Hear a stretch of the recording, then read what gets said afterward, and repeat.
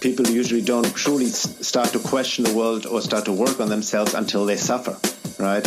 And I see now more and more people suffering and, for lack of better words, freaking out or disintegrating. But it has a purpose. It's like the voice of the divine almost screaming, listen, we need to change our ways. We look inside. Hi, it's Jessica Ann, and this is episode 24 of The Art of Humanity. Today is Thursday, October 5th, and it's the harvest moon, which falls closest to the autumn equinox. For me, and for many, the fall is a time to reflect, and it's a time to become sincere in our own process. I don't know about you, but with me, I'm always evolving. I'm not the same person I am today as I was a year ago, or even a week ago. But the few good things that have remained consistent over the years are my yoga practice, writing, and last but not least, the built-in accountability with having a podcast. And I take this responsibility seriously. If you're new to my podcast, I release an episode once a month on each full moon. Some of you have written to me, and I love hearing from you. You can always write to me at hello@jessicaannmedia.com or find me on Twitter or Instagram at itsjessicaann. That's ITSJESSICANN. I also love getting reviews on iTunes, so head on over there and leave a review if you dig this podcast. Okay, back to this full moon episode. A full moon is when the sun is opposite the moon, which highlights opposing forces or polarities in your life. I have always loved the idea of a paradox, how two juxtaposing ideas can come together to ignite a deeper truth. The dichotomy between our inner tensions and external pressures can lead to an awakening that tend to reach their peak at a full moon. And when we used our increased emotional strength and intuition to overcome challenges during this time, we'll see how relationship dynamics are causing disharmony. We can bring our subconscious awareness to the surface to allow for a balanced look at our lives. And there's no better person to talk about this with than Bernhard Guenther. Collectively, we seem to be at a breaking point. We're living in challenging times, and he's here to provide tremendous insights to help us awaken from our collective slumber. I hope you enjoy. Welcome to The Art of Humanity with Jessica Ann.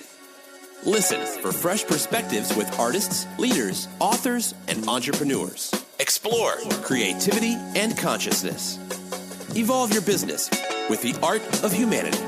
Now, here's your host, Jessica Ann. Welcome to The Art of Humanity, where we explore creativity and consciousness to allow you and your business to evolve. Today, I'm so thrilled to have with me Bernhard Guenther. Bernhard's blog, Piercing the Veil of Reality, is a wide-ranging collection of articles, films, interviews, and talks ranging from spirituality, shamanism, psychology, self-work, esotericism, history, all the way to the paranormal and hyperdimensional realities. His work has been featured on various websites and radio stations across the internet. He's really, truly an extraordinary person who's gone through so much transformation and development through his own personal holistic healing. He's applied an array of spiritual paths, and he writes about it so that we can all find our way through the light and the dark. Bernhard, thank you so much for joining me. Thank you for having me. I love all of your work on your blog on veilofreality.com, and it's really important work. You talk about it in such a clear way and during such a really complex, chaotic time. The world is going through so much stuff right now, and when I read your words, there's a sense of security and a deep knowing that I get. So I'm curious, how do we adjust our mentality, or, for people who may be new to your work, what is something that we can learn during this time of transition, and how can we best understand this process of, we're really all awakening at our own pace right now, and we're experiencing this evolution of consciousness. And, I'm just going to start really macro right now at this big picture level and allow you to take it where you want to go. So how can we best understand this process of awakening during this evolution of consciousness? Well, you can look at it from different angles, so to speak, but from the bigger picture perspective, in terms of awakening, it also entails seeking truth, right? And understanding, or researching or learning of what is really going on in the world, how our world in reality is really structured, and it is really 180-degree opposite of the way or what we've been told and taught. So one big first step is really questioning everything. All our ingrained beliefs, what we've been told and taught, including the ultimate topic or the ultimate question of who are we and where did we come from. Right, and if you dig a bit deeper and really are sincere and tumble down the rabbit hole, it oftentimes seems that, or it really seems to appear that truth is stranger than fiction, as the saying goes, right? And that process can be very challenging because it confronts a lot of people with deep ingrained cultural, social beliefs, what they have about themselves and the world they live in, and that most often can result in cognitive dissonance, which is kind of like a psychological self-defense mechanism that rejects new information if one is very emotionally attached to certain beliefs, right? So this whole awakening process happens on different levels, right? It relates to belief systems, as I just mentioned, and entails disillusionment, right? To really realize how we have been believing in lies we have been told and taught, and have been lying to ourselves, and that's a big step in the awakening process to confront the lies, right? And so that's the outer work, so to speak. So research, study, deconditioning ourselves, deprogramming, unlearning is actually a big part of it, right? Yes. And then the other part is most definitely the inner work, which relates more to an inner psychological, spiritual, esoteric process, right? To clear our wounds and traumas from the past, as simple as childhood wounding and other traumas throughout our lives, based on growing up literally in a pathological world that is not in alignment with nature and the divine, right? And I've repeated that quote very often by Krishnamurti, who really summarized it really well. And he said, "It's no measure of health to be well adjusted to a profoundly sick society."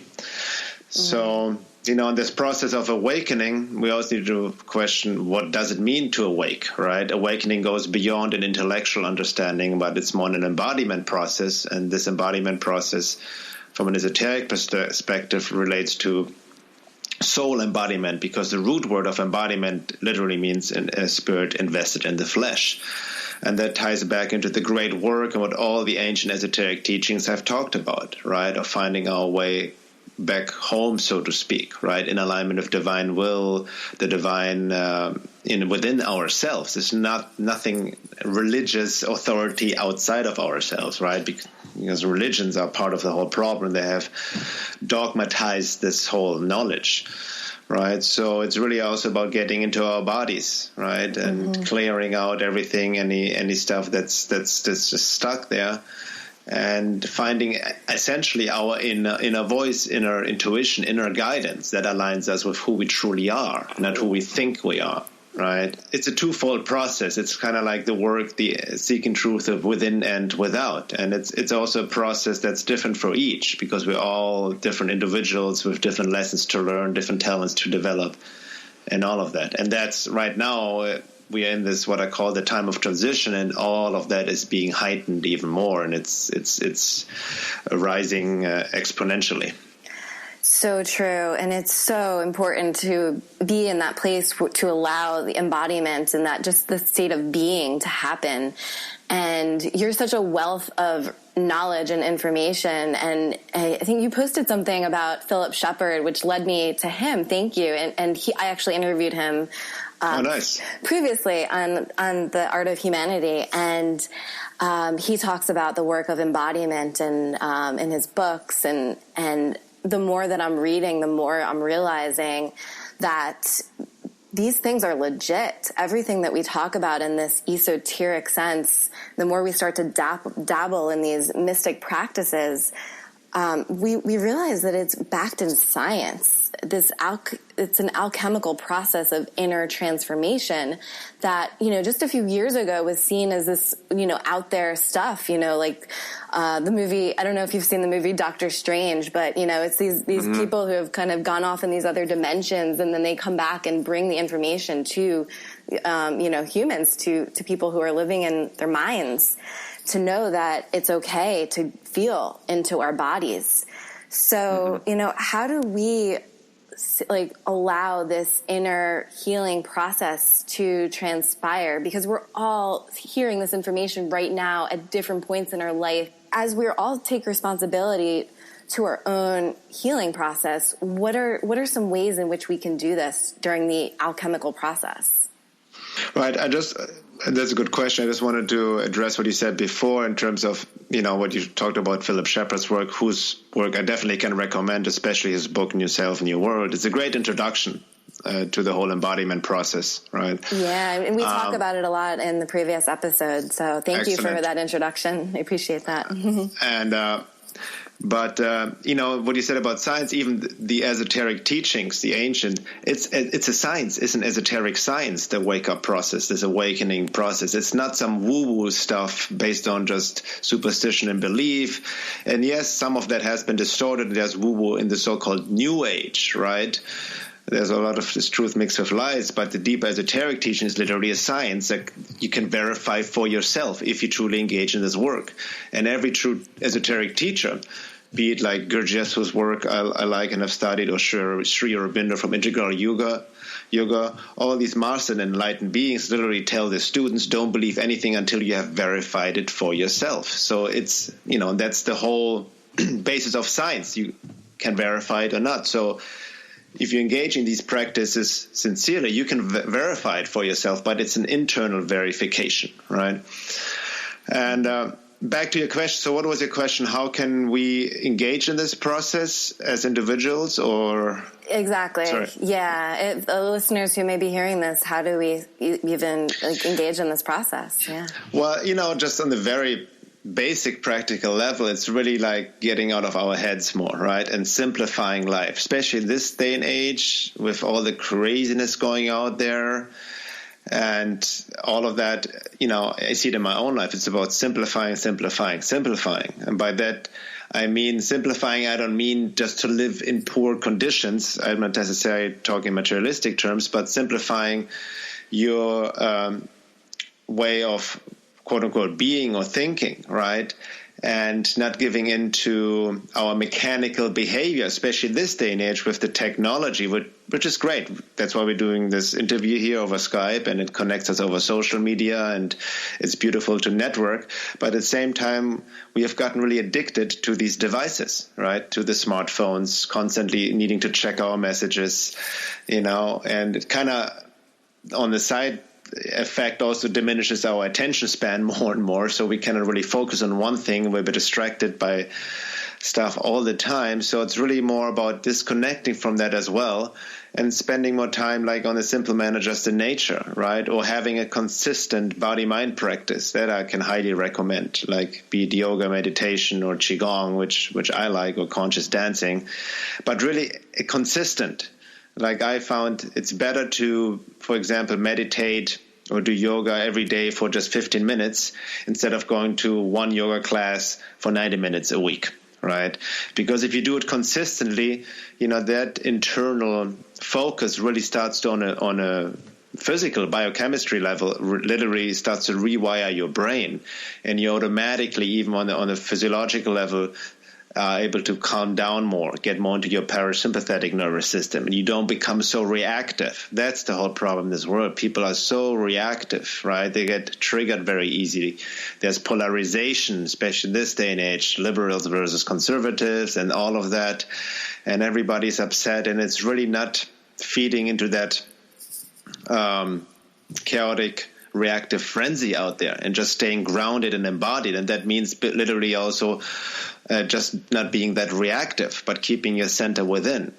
So it's just really, mindfully finding, also looking for what practices would work for you specifically, because everybody is different. One of the biggest quote-unquote diseases in this day and age I see is comparison, when we compare ourselves to others or think, I should do this because this is what the other person is doing.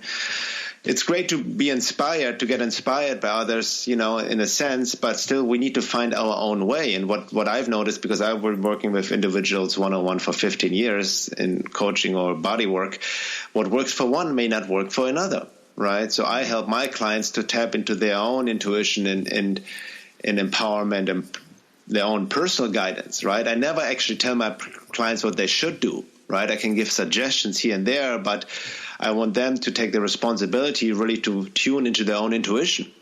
And that's the problem, because we have been gotten so disembodied in our world and society and live from our heads. Hence we have lost our internal guidance. And when we lose our internal guidance, we always look outside for guidance and, somebody please tell us what to do, which is also in a roundabout way the rise of authoritarianism. So always look for leaders and governments and presidents to lead the way. And it disconnects us from our own inner guidance, which is so unique to us. And that is found in the body, more specifically in the gut, in the pelvic floor. And that all relates to this embodiment, to the individualizing the soul, right? To become, from an esoteric perspective, conscious transducers of spirit or divine. And then we tune more into the Tao, the flow of life, and don't react so desperate with fear or panic, but come more from a grounded space of being. Mm-hmm. But again, on a very practical, simple level, it's just really integrating these conscious body-mind practices into daily life. Yeah, it's so important to, especially as a coach and as someone who studies this, to do it yourself. And you're almost like paving the way for others who are going through things at a different pace than you. But you're telling everyone that it's going to be okay. I've been through it. We're all collectively going through this in our own unique ways. And, Carl Jung talks about the collective unconscious. You study this, you teach it, and you be it, which is a beautiful thing. I mean, it's not easy work. This work is no one willingly goes out and says, I want to do this deep, deep body work or this transformative work. And you recently speak to this in a new article that describes some of what you've been experiencing.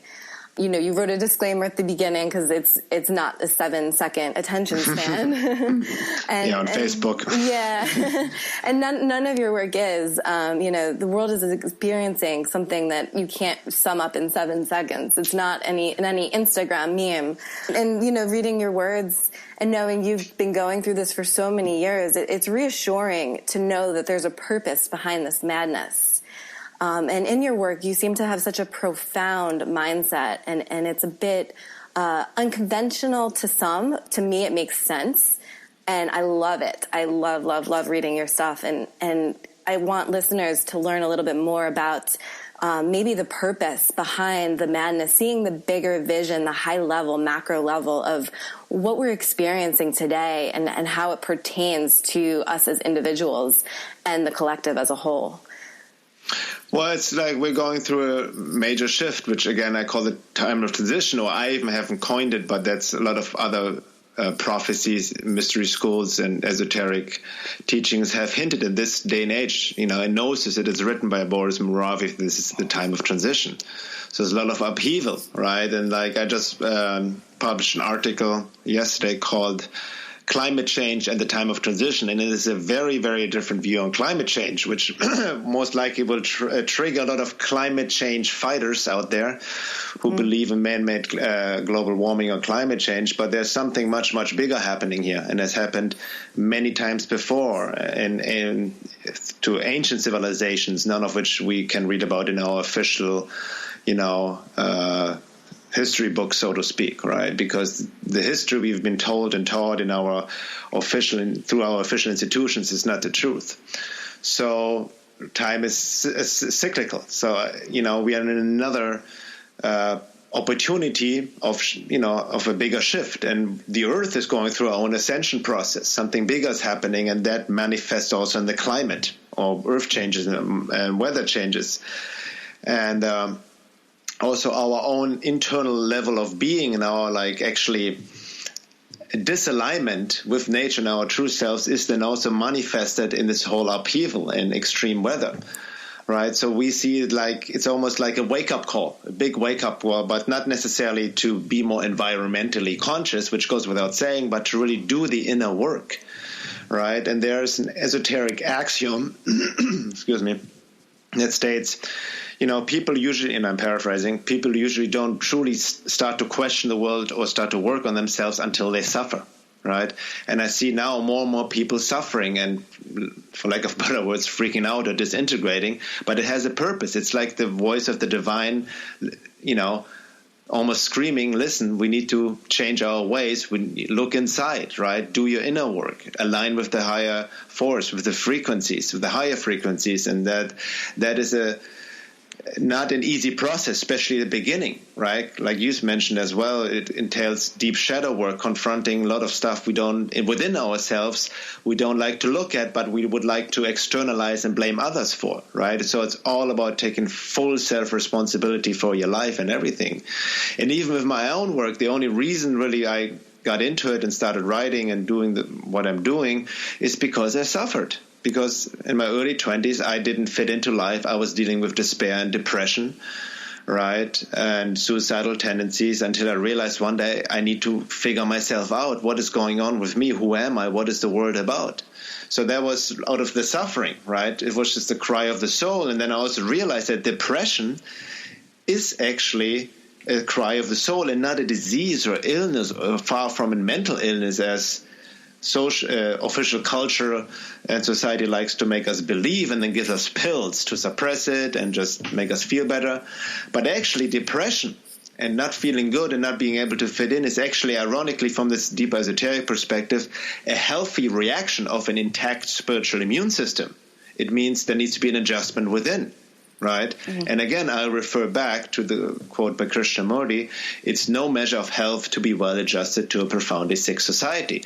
And that's what people do. People constantly try to adjust to a pathological society and world that is out of tune with nature and the divine. So it's a closed loop. It just increases more suffering and frustration and illness and sickness on all these levels until we stop and truly go within and do our clearing within. And then we become more in alignment with who we truly are. And as hard as the work is at the beginning, it can be very challenging.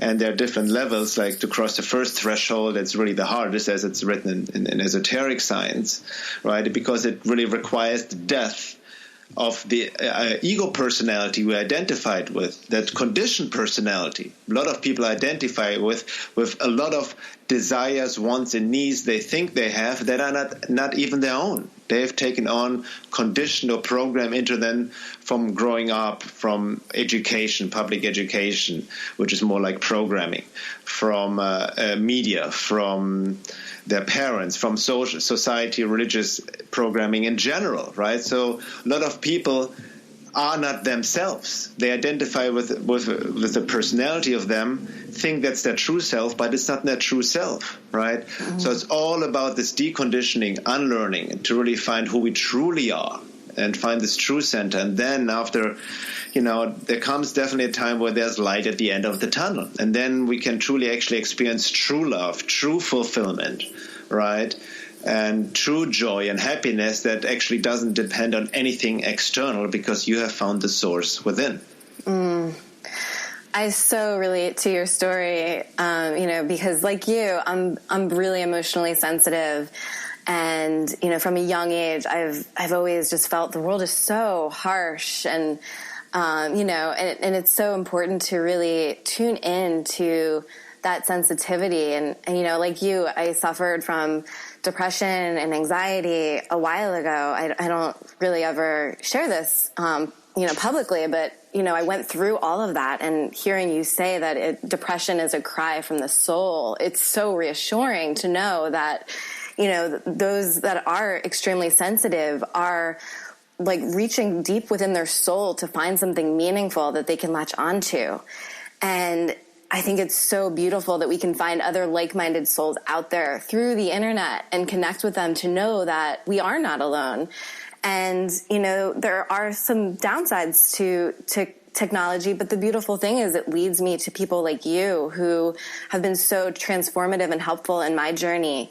and knowing that, our sensitivity is really a blessing. And to others who might be also going through some dark stuff and really sensitive and highly attuned to the world, how can we make it positively impact the world instead of letting it, letting us suffer? How can we kind of flip the suffering on its head so that we can transform not only ourselves, but consequently the world? Well, ironically, or, that's kind of part of what I call the matrix control system setup. The world is not built for sensitive souls or introvert souls. The world is built for people who have, you can be to be successful, quote unquote, in matrix terms. Let's talk about like the ultimate fame and money. It doesn't pay off to be very sensitive. It doesn't pay off to be an introvert, right? You need outgoing, like networking. It's all who you know. Present yourself, show confidence, show strength, and all of that. No pain, no gain. Do. It's all also based on this overriding male aspect of consciousness, right? So that can be already very discouraging, right? Because the world doesn't support sensitive souls, and then on top of it, you're being shamed that something is wrong with you, right? Or like the whole distortion of health, quote unquote, care in our Western modern world, and the pharmaceuticals telling you that you are mentally ill and take this pill and all of that, right? But the way we can use it for us is really to, like you said, you just mentioned before, like you said, in your own story, you just said you don't mention this to a lot of people, and that's kind of like the trap too. People are very afraid to show the vulnerability, to show the weakness, because we live in the culture where it's all about, you see, especially in the U.S., which kind of threw me off, by the way, when I came from Germany to the U.S. People greet each other here saying, "Hey, how are you?" Right? "How are you?" And when I first came from the U.S., from Germany to the U.S., 23 years ago, and people were greeting me, "Hey, how are you?" And I'm like, whoa, this person's interested in how I'm doing. So I'm just like sharing like my issues, my problems. I'm going through this, and thank you for asking. And it totally threw off the other person. They're like, I didn't want to know all this. Oh my God, I love it. Until I realized the standard answer is "I'm good," or you reply the question with the same question, like "How are you? How are you?" Like as a form of greeting. Right. So true. It's so true. But it says a lot, like the smiley. And I have to say, I love California and LA. I live here out in Topanga, and I love the sun. But there's something to be said about the superficiality of people here, and have a strong mask, right? Mm-hmm. Of all the smiley faces and everything. I'm fine. Hey, and I can sense it. I'm very sensitive people, and I can read people very easily and look through the mask what's going on behind there, right? Mm-hmm. But really, again, going back to the question, is really like owning your vulnerability and like showing it, because that's actually a true sign of strength. That's courage to show your vulnerability, right? And especially for man, that seems very hard, because man, like, we are also conditioned, it's a male masculine wound. We are so conditioned of always, strong, and boys don't cry and all of that, and associate showing any vulnerability or even emotional weakness as something is then wrong with us. But it's really about embracing this vulnerability. Mm-hmm. And when I say embracing vulnerability, it doesn't mean to get into like self-pity, right? That's like the shadow side of vulnerability, self-pity or blame, or like, I'm not happy, Vulnerability is like acknowledging these quote unquote negative feelings, which we all have to varying degrees of suffering, and just honoring them, without judging, and being able to feel them, which transmutes them already, right? And sharing them, because that also, when we share our vulnerability, right, that actually can inspire others in beautiful ways. I see it all the time in Peru, because I'm hosting retreats in the Peruvian jungle with my Peruvian friend twice a year, the time of transition retreat, and we do very, very deep work there for 9 days in the middle of the jungle with 9 people. And we get a group together from all over the world, 9 people. And at the beginning, nobody knows each other, right? Everybody's kind of more shy, and we do our work. I teach, embodiment practices, Jungian psychology, and some esoteric work, and give other talks. And then we always have sharing and healing circles each evening, right? In the beginning, everybody's a bit shy and timid. But it's beautiful as the days progress, people get to know each other and processing. People start to share their vulnerability, even start to share stuff they have never even told their family or spouses or back at home or friends, right? Deep stuff. And that, in a beautiful way, inspires the vulnerability of others, right? So it increases also empathy and compassion, like, whoa, this is what this person is going through. I can relate to that. And this beautiful group healing happens, right? It's like where Fred and I, who host this retreat, just holding the space, and the healing takes place on its own. So that's literally how we can heal each other, by sharing our vulnerability and holding space for each other, because that really increases our inherent capacity for compassion and empathy, which is very much needed in this day and age, without judgment, right? Mm-hmm. Yeah, absolutely. It's so important to have compassion and empathy, and I'm so glad that you're here in California, Bernhard, because I love meeting other people like you. And, as you said earlier, LA is a huge, people just wear so many masks, not just in this city, but all over the world. And I love finding people like you, knowing that you're down the street in Topanga Canyon, and you were kind enough to invite me over into your place for our first recording session, which, we spoke for a while, and the interview never got recorded.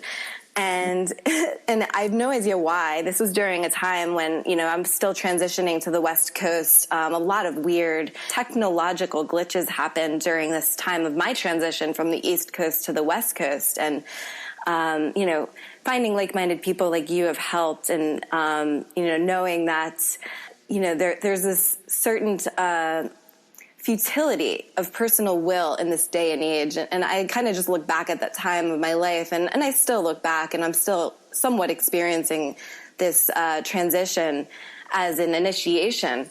There's really an importance of letting intentions guide us, and letting go of, personal will, and that striving and that masculine energy that you talk about. So I find so much beauty in that, and that's where I'm at in life. And I try to be here as much as I can, and just letting the surrendering of the present happen to us instead of that pushing, because the more we push, it doesn't always work in our favor. So can you speak a little bit about this concept of, letting the energy work through you instead of pushing up against it? Yeah, that ties into what Adyashanti said, summarizing what enlightenment truly is in one sentence. Enlightenment. And he said enlightenment is the complete eradication of any resistance to what is. And that sounds, that should be easy. It's far easier said than done, right? And it also not to, this kind of surrender doesn't mean with giving up, or just becoming like a potato couch and not giving a shit, so to speak. That's the ego form of surrender, right? The surrender comes from this deep embodiment process of surrendering to this higher power or higher will, of nature and the divine, and then a whole new reality opens up. But we're constantly resisting, and even on unconscious levels, we're constantly resisting. It's even beyond our consciousness. Our body is, I'm a body worker, and I can have worked on thousands of people, and we all are dealing with tension in our body constantly. Is always holding on to something, right? And our bodies, for example, it's a biography. Every little thing, stress, breakup, trauma, wound we had in our past lives since birth is stored somewhere in the body until it's released consciously, right? And if it's not released consciously, it creates muscle tension, a spasm, pain, can relate injury, and even illness, right? Up to cancer. It's all energetics. So it's all about this. How can we more surrender to what is? It's really first of all, not believing our thoughts, getting out of the head, right? That's really the main thing. Most of us, we're too identified with the thoughts we have. Most of them are not even our own thoughts. That's what we need to understand.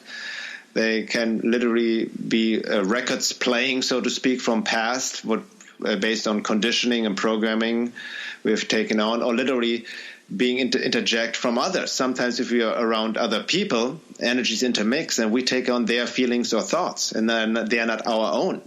That's the reality a lot of empaths are dealing with. And then it ties into more deeper esoteric occult topics, the occult hostile forces or hyperdimensional interference that injects thoughts in us to kind of distract us from what is really going on or tempt us on the wrong path. I mean, it really depends on what level you want to you look at it, but it's really, when I'm, for example, now at the point whenever I'm in my head and have a thought when a decision comes up of like, oh, should I do this or should I do that? I know I'm not aligned. The moment I think in should terms, I know I'm not aligned. Don't make any decision. If there's desperation or fear, I don't make any decision. I know I'm not aligned. So what do I do? In that instance, I calm down. It's about patience, right? Until I become more a clearer embodied, quote unquote, image and can respond to or listen to my nonverbal voice of telling me what is good for me, right? Because most often the head says one thing, but the mind says, your body, your gut, your intuition says something else. I'm sure you can relate to many listeners, when we have for example, very simple, we go some sort of opportunity or gathering, whatever, social event, and our mind says, oh, we should go there. It's opportunity, networking, I could meet people, I should. But your body, your gut, everything inside says no. No, that doesn't feel right. But most often we override that feeling because of the social pressure conditioning of like needing to do and all the ambition behind it. And that friction is already like out of alignment. And then most often I can see I waste a lot of time and energy or got myself into wrong situation, quote unquote wrong situations, because I wasn't listening to my bodily intuition. Right? Yeah. I mean, you can look back. I mean, I tell this to my clients too, like, you can verify it for yourself. If you look back into your life and recapitulate to learn your lessons, many instances in your life, you made decisions, even like with relationships, sometimes hooked up with the quote unquote wrong person, and the red flags were all over, but you didn't listen to them, right? Yeah. You were feeling and sensing it, but you didn't trust it, right? You didn't trust, and that's the main thing. Also, most people, we don't trust ourselves, and that relates also to lack of self-love, or and because we have, again, it goes back into the social conditioning, right? But we all have this bodily intuition of this, this inner guidance, and then the more we listen to that, the more we also get into the flow, and there's less resistance, right? When you're frustrated, for example, there's a sign of resistance, and it's also a sign that you're not in alignment, right? Yeah. So instead of trying to force things to happen, it's about stop, and that's hard for a lot of people to do, to just stop and let it be. It's really difficult and challenging, and I find that I've been able to access that deep sense of just being in my body and knowing yes. If it's not a hell yes, then it's a fuck no. Like to put it simply, it's just say yes or no, and it simplifies life to such an extreme, and life becomes fluid and full of grace and ease. And I can talk to that because I feel into that often, but I don't stay there. And I'm sure, I don't know if you're at a place where you're able to stay there and be in that higher dimensional being, in presence of awareness and beauty. I can get there and access that, but I find myself slipping because we're still so dominated by the masculine, the logical mind that says, if I don't do this, then I won't get that. And it's so easy to slip back into that. So what are some tips or techniques that we can use to stay in that higher dimensional vibration, so that, and because it really helps the evolution of our consciousness when we are embodied in that being.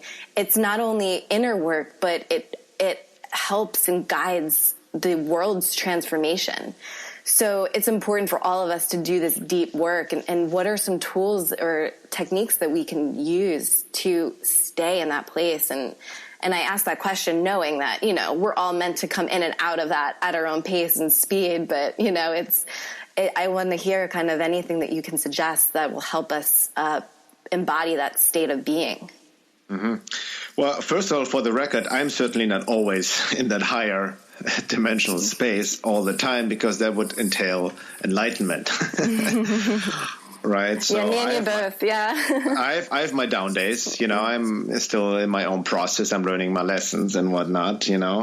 Step by step, and it's not a linear road. It's like sometimes a step forward, sometimes a step backwards. It's a spiral. It's like a labyrinth, right? So this process of awakening embodiment is not like progressively getting better. Sometimes you have a great experience, and then it pulls you down again. So it's like a roller coaster ride. So that needs to be considered first and foremost, right?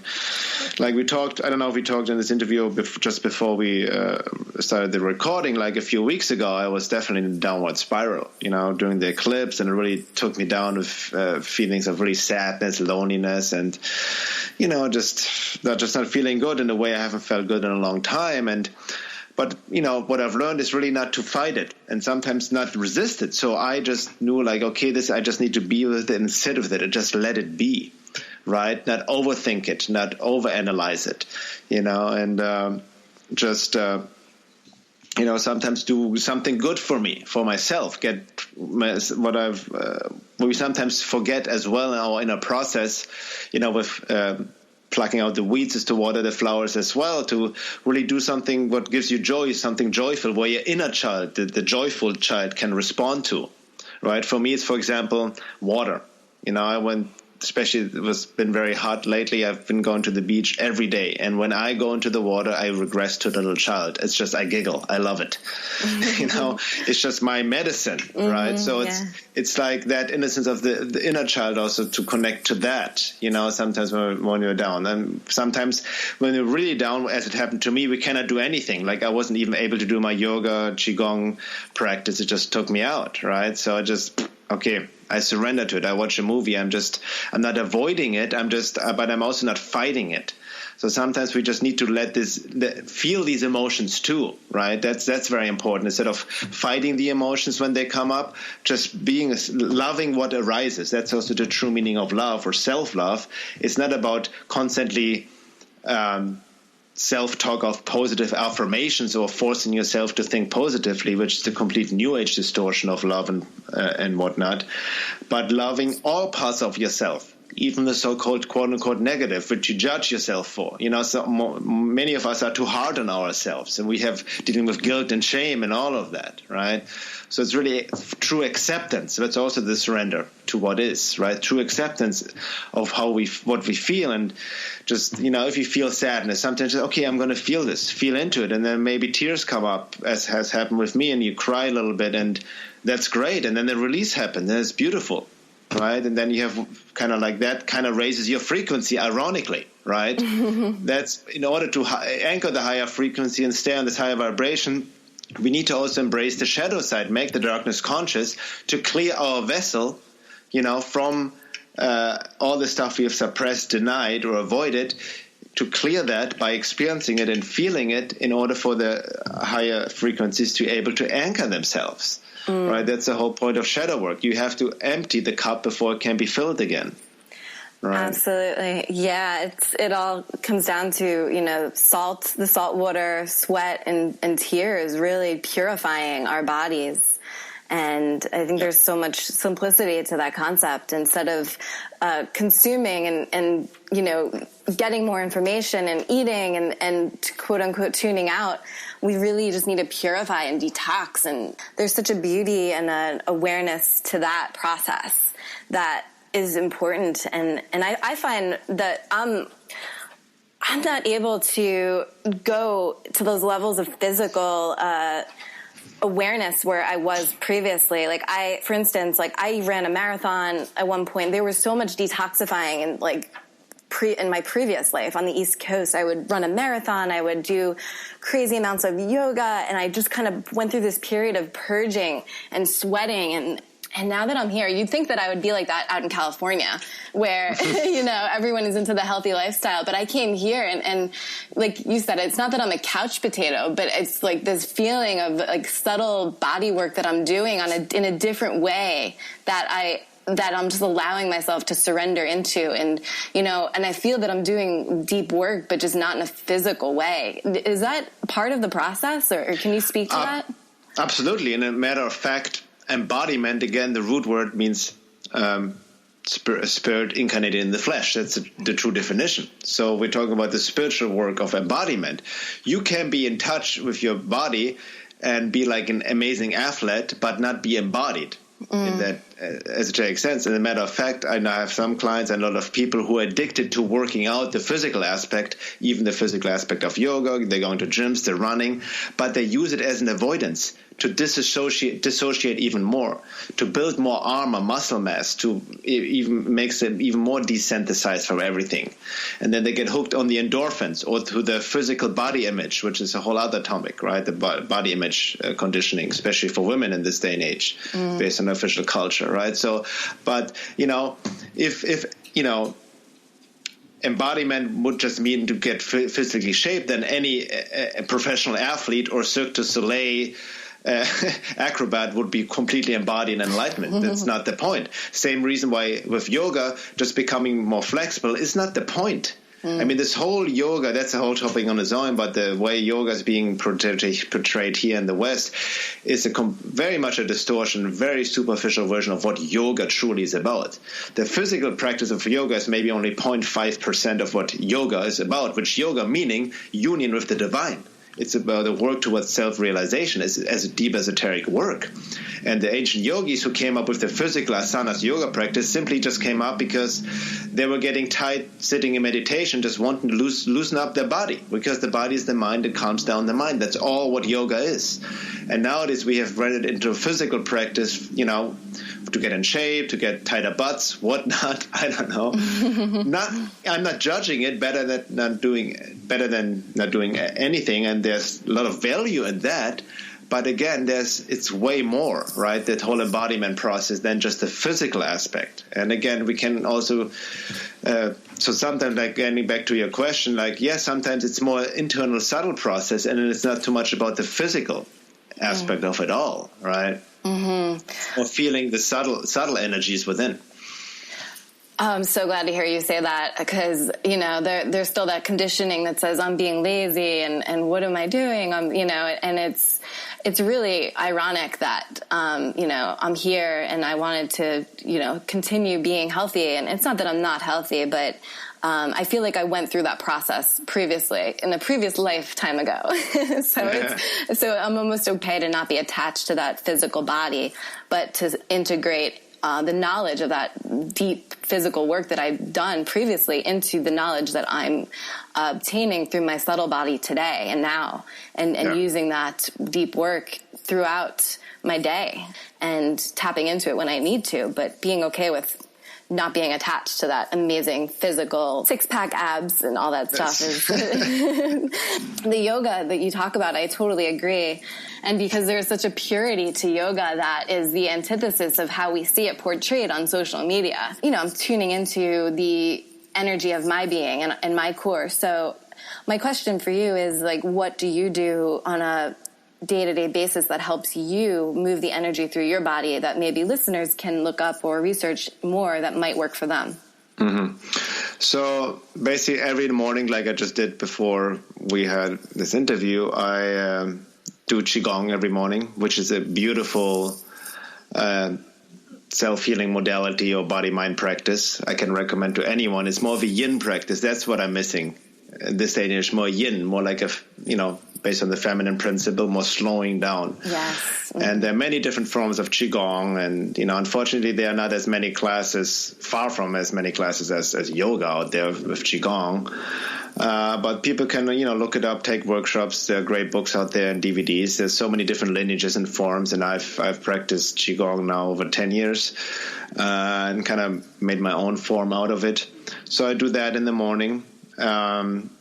like usually, lucky I live outside, so I do it outside under the trees barefoot. So that's already a whole different experience in doing it in nature than inside. But, everybody do it to their best abilities and where they're at.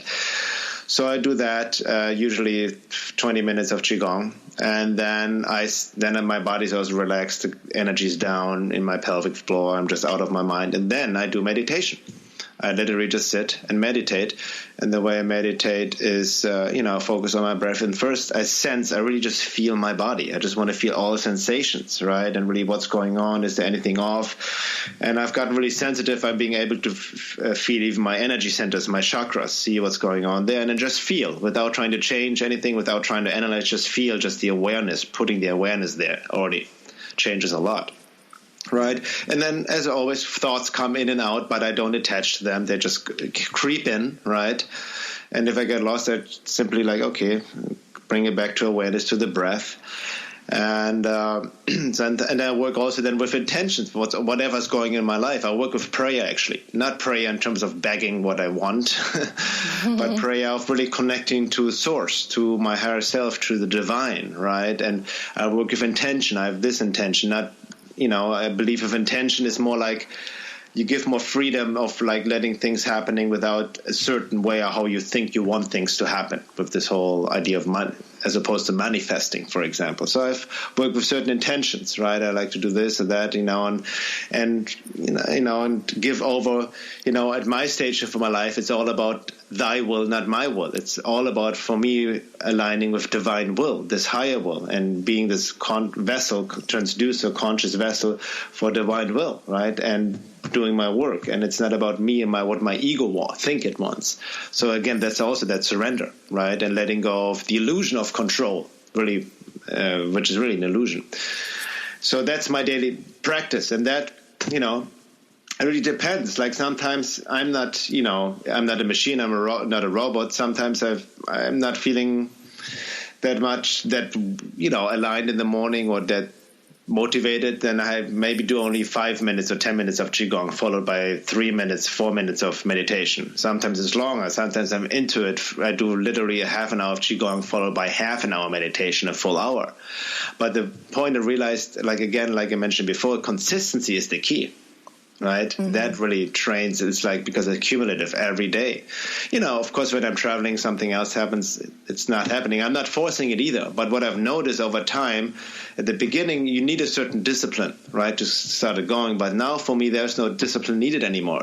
I'm looking forward. When I get up, I can't wait to do this practice because it feels so good. It gets me so much into alignment. And if I don't do it, it literally feels like I haven't brushed my teeth, right?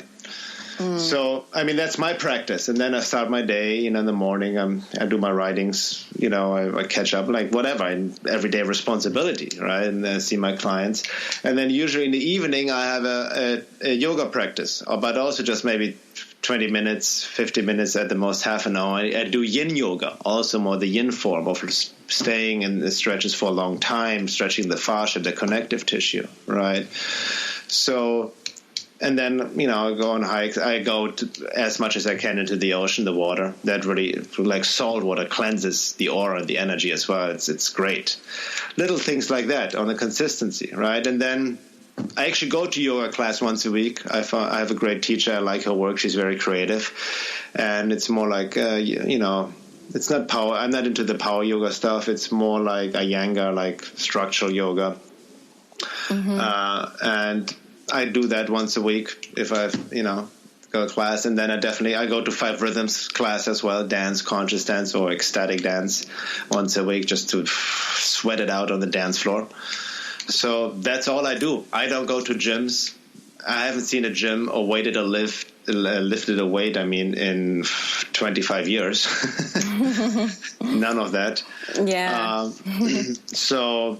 That's really but that's also, I found I dealt in my practice after so many years. So that's why I'm saying people really got to find their own way, also through trial and error, see what works, what doesn't work, right? Mm-hmm. So I know I have some clients, they are not into yoga, they don't like yoga. That's fine. You find something else. You can even approach jogging or even going to the gym with a more spiritual, mindful mindset if you can really, get beyond just muscle pumping and checking yourself out in the mirror and just feel more like your whole body, what's going on there. And you can be actually more efficient. Less is actually more if you do it consciously, right? Really feel everything in that moment within yourself, right?